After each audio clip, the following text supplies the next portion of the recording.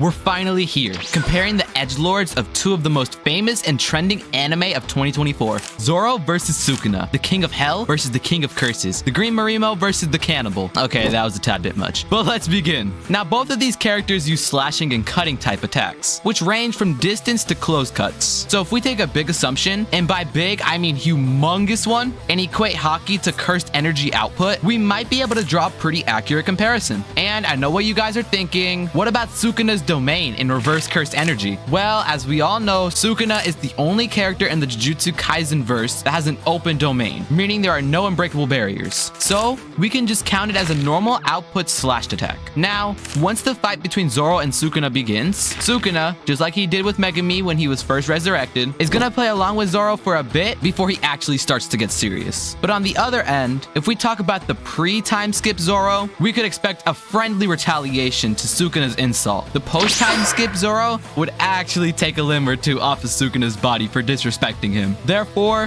what we draw from the first few slashes is not to play around with Zoro when he's serious. However, he won't be that serious from the get-go, as he'll be fighting without his bandana, like he always does at the start of his fights. As Sukuna would regrow his arm, Zoro would be fascinated by the use of what he would consider haki from this point of view, and would contemplate his next moves going forward with the battle. But we know he's not Usopp or Jinbei, and a simpleton like him would come to the conclusion that he'll just keep cutting him into pieces, till he isn't able to regenerate anymore. And mind you, right now, we're talking about the strongest form of Sukuna, with 19 fingers and his body inside of him. So yeah, he'll be quite powerful while facing Zoro. Zoro would again let out some of his distance slashes, which would be countered by some of Sukuna's own, dispersing them into the air. Finally, Sukuna would realize that he isn't just fighting some hilly-billy like Yuji, and is facing a substantial threat. And I know you guys might comment why I suddenly dissed Yuji so badly. I don't know, I might just be a bit mad from the latest chapters. Anyways, moving on. The fight would progress and turn the battleground even worse than Shinjuku or Marineford, as the whole landscape would be filled with cut down buildings and bridges. Soon,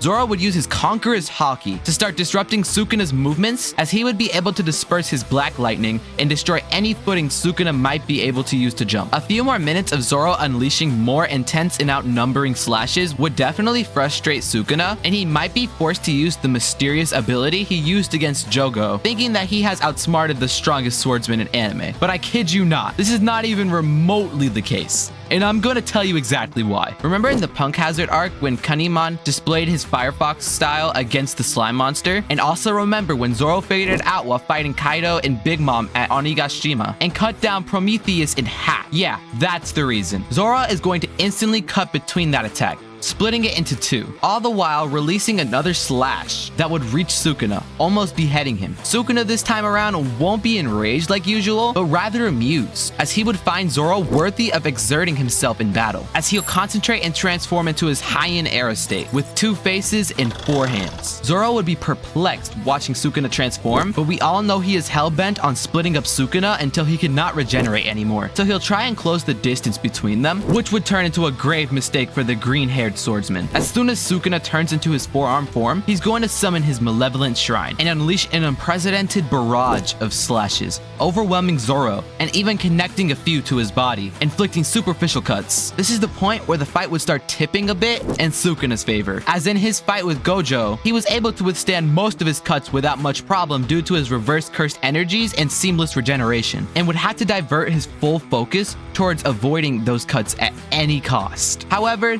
this will be a bit simpler for the 3-style swordsman, as he'll be able to predict the slashes using his observation haki. Now, if the fight were to continue to this point, with Sukuna dashing out almost an infinite number of slashes, and Zoro doing his best to avoid certain death if he sustained any of those, it could go one of 2 ways. The first would be that Zoro would get cut a few times, which would result in him slowing down a little, which would in turn make him prone to more damage from further slashes, up until he takes enough to get split up like a croissant. But our eyes and minds will not deceive us to this ending after watching a shitload of episodes and reading a crapload of One Piece chapters over a decade. We all know that Zoro isn't the one who gets killed. He's the one who knocks, and he has been doing so for over the last 2.5 decades. Zoro would soon find an opening small enough wherein the upcoming slashes could be deflected or subdued by his black lightning from the Conqueror's haki, while he charges one of his most powerful attacks, the Ichidai Sanzen Daisen Sakai, and rushes towards Sukuna in the blink of an eye. Sukuna would be flabbergasted to see such a sudden power-up that it would startle him as he would go from a slash attack from his other two limbs. But,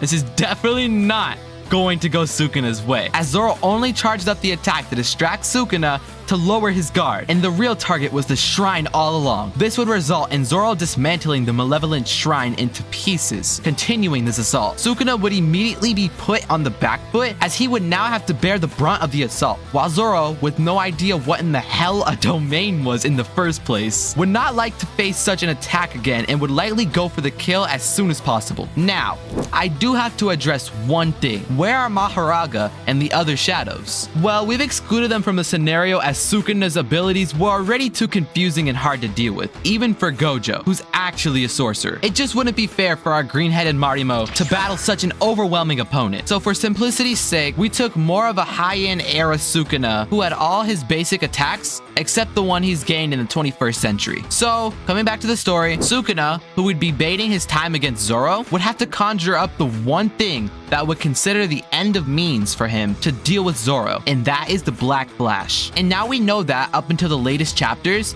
not all sorcerers could hit the Black Flash. Even at the level of Sukuna and Gojo, and most of their cursed energy ridden fists are just that coated with cursed energy and not Black Flashes. However, this time around, Sukuna is going to be able to successfully deliver a Black Flash right at Zoro, knocking him back to the ground. Sukuna, proud of his abilities, would stare towards the rubble in awe of his own strength, thinking that once again he had thwarted an enemy with little to no difficulty, which is when another slash would rise above the collapsed building, revealing Zoro had taken almost no damage from the punch. Zoro would reveal that he was able to anticipate the cursed energy building up in his fist, and he was somehow able to replicate the same phenomenon using his Conqueror's haki in his own body, creating a canceling effect that would only result in him taking the shockwave of the attack and not the full brunt force. Sukuna would now be shocked for the third time in his fight with Zoro. Sukuna would now be shocked for the third time in this fight at Zoro's resilience and fighting spirit. This would prompt him to finish the fight, because if it went on for too long, there would be an actual chance that Zoro might overcome all of his abilities one by one and beat him at a later point in the fight. However, this was Sukuna's perspective.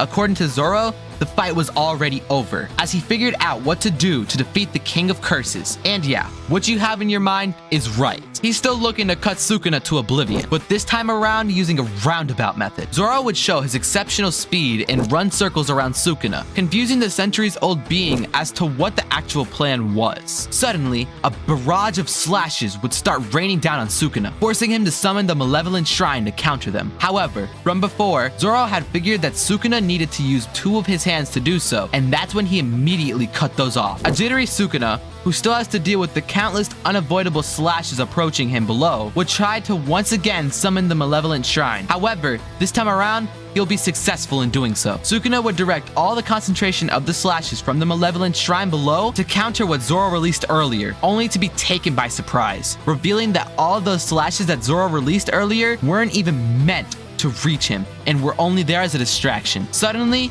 Zoro is going to jump right behind Sukuna and end the reign of the King of Curses. Okay, now this is my take, and some of you won't agree with it, so let's take it out in the comments. I'm here with my gloves on, waiting for your blows. Just kidding. Like the video, and I'll see you in the next one.